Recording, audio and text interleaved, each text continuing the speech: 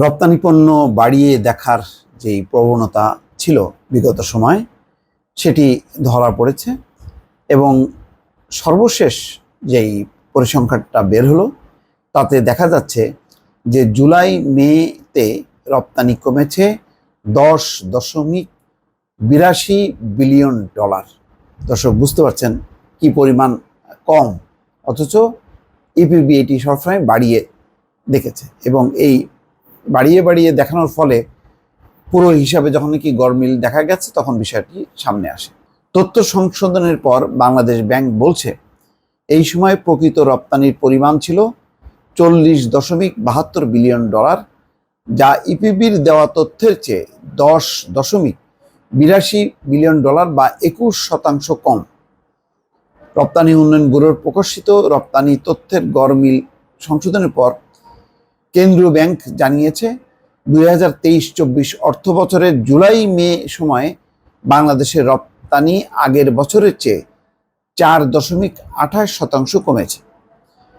এর আগে গত 5 জুন ইপিবি জানিয়েছিল গত অর্থ বছরে 11 মাসে রপ্তানি আয় 2.1% বেড়ে 51.54 বিলিয়ন ডলার হয়েছে।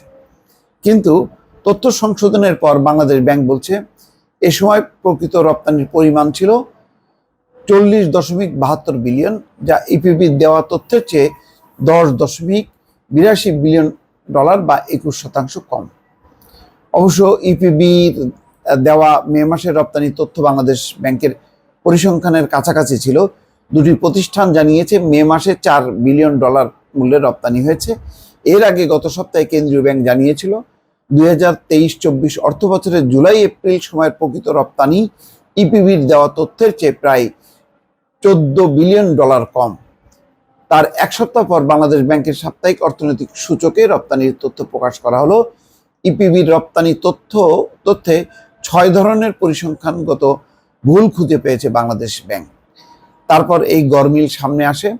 ইপিবির ভুলের মধ্যে আছে কাপড়ের দাম ভুল গণনা, রপ্তানি পণ্যের একাধিক গণনা, নমুনা পণ্য গণনা ইত্যাদি। কেন্দ্রীয় ব্যাংক বলছে 10 মাসে ইপিবি 3.93% রপ্তানি বৃদ্ধির দাবি করলেও মূলত রপ্তানি 6.8% কমেছে।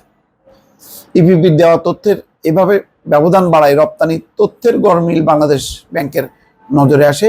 অন্তত 12 বছর ধরে এই তথ্যগত ব্যবধান বাড়ছে। 2023 অর্থ বছরে এই ব্যবধান 12 বিলিয়ন ডলার ছাড়িয়ে যায়।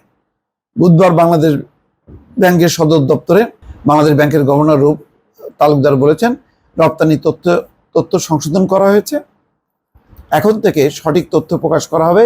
প্রকৃত রপ্তানি তথ্য দিতে ইপিবি, জাতীয় রাজস্ব বোর্ড ও বাংলাদেশের পক্ষ থেকে একটি উদ্যোগ নেওয়া হয়েছে। তাহলে দর্শক চিন্তা করেন, এই যে বাড়ায় দেখাতে যে পুরো হিসাবটা তো মিলছে না, ফলে এখন কি হলো, ঠিকই নেমে আসতে হলো, যেটা প্রকৃত সেটা দেখাতে হচ্ছে।